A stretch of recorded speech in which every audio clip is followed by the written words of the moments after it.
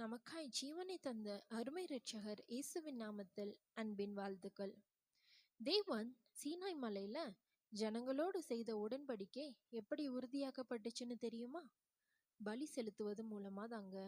ஆமாங்க, உடன்படிக்கையை உறுதி செய்ய பலி அவசியம். யாத்ராகமம் 24ஆம் அதிகாரத்துல பார்க்கும்போது இஸ்ரவேலின் மூப்பர்களோட சேர்ந்து மோசே சீனாய் மலையின் அடியில ஒரு பலிபீடத்தை கட்டி சர்வாங்க தகன பலிகளையும் சமாதான பலிகளையும் செலுத்தினாருங்க.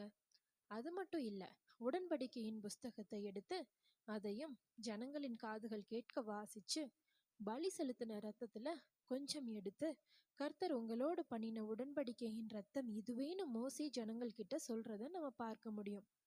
பலி செலுத்தின பிறகு மோசேயும் மூப்பர்களும் தேவனை தரிசிச்சாங்க.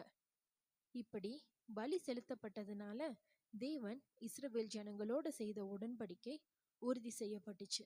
அது மட்டும் இல்ல, மூப்பர்கள் தேவனை தரிசிக்கிற பாக்கியமும் கிடைச்சிச்சு. இதே போல தேவன் நம்மோடு செய்த உடன்படிக்கையை உறுதி செய்யவும் நாமும் தேவனை தரிசிக்கவும் நமக்காகவும் ஒரு பலி செலுத்தப்பட வேண்டி இருந்துச்சு. அந்த பலியா இயேசுவே மாறினாரு.